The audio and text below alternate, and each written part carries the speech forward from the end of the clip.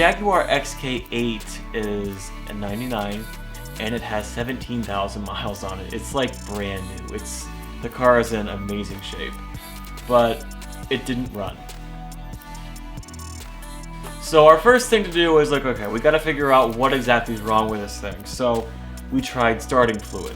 Obviously we knew that cranking a fuel injected car is not gonna just make it start like it's carbureted. Like, hey, it might eventually start. No, it's either gonna start or it's not gonna start.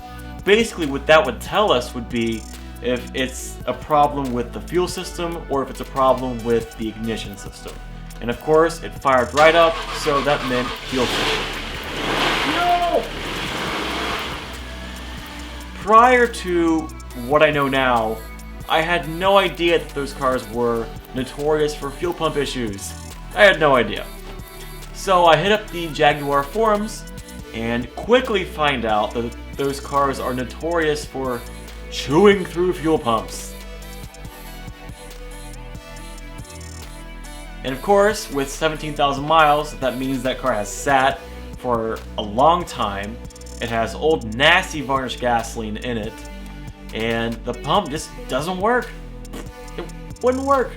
And it was very clear that it wouldn't work. Like, you turn the key on to the point where, like, right before it would start, and you would not be able to hear the pump running at all. You couldn't hear it at all. So it was very clear that the pump has since passed. So we head to the auto parts store, pick up the pump, and think, okay, this job can't be that bad. You can see the fuel tank from the trunk. We'd already taken out the panel that holds the fuel tank in. We're looking at it. We can see the top where the fuel pump would go. We're thinking, okay, it's not going to be so bad.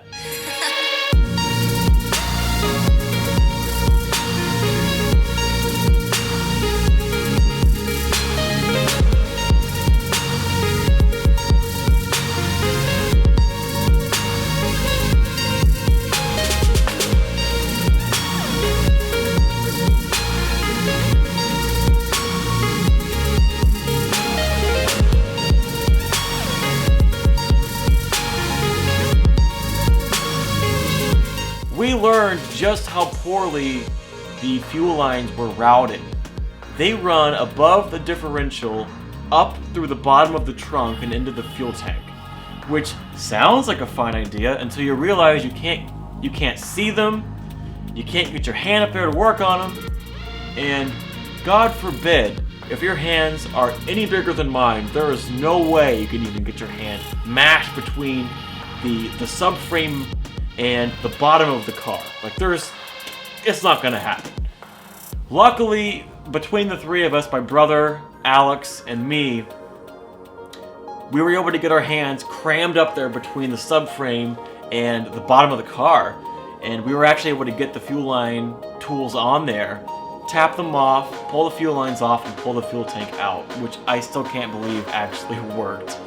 But we got the fuel lines off. We pulled the tank back out, we opened up the tank, and woo! Obviously we needed to drain the fuel tank, and the best way to do it, the easiest way to do it was with a siphon. Luckily we had one on hand, kind of suspecting we need it, so we siphoned all the gas out of the tank into a giant, it was basically like a Rubbermaid bucket. It smelled just horrendous.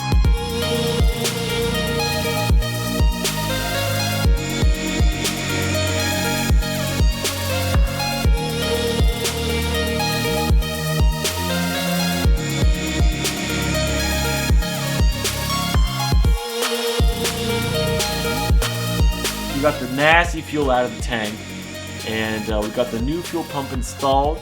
We had to take the old one out, take the bracketry off, install that old bracketry onto the new pump. And of course, whenever you think of doing something, it always sounds easier in theory. So we get down there, we're like, okay, this is not going to be so bad. It's not going to be so bad.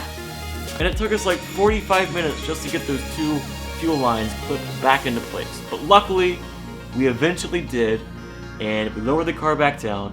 My brother filled it full of gasoline, and Alex did the honors of putting the battery terminal back on. And he also had the honors of starting it for the very first time.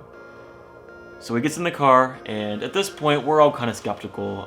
We're all kind of pissed off that it's taken all day to work on this thing. The fruits of our labor are at stake here. We have hours in this at this point.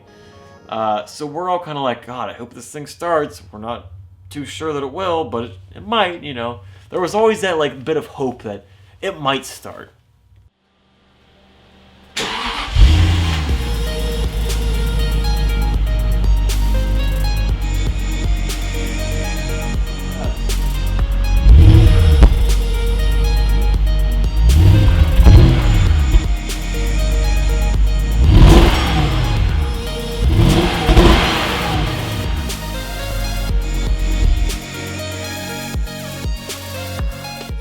It was a beautiful moment. Alex jumped out of the car and he's, you know, hooting and hollering.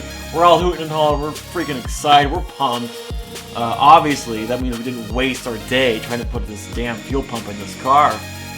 So we're all just on 10, just hooting and hollering, and it was amazing. So thank you guys for watching this video, and we will see you next time. Hopefully next time we're going to be working on the XJ6. That is the plan, anyway. So thank you guys for watching, and we will see you next time on the next episode of Two Jaguars. Thank you.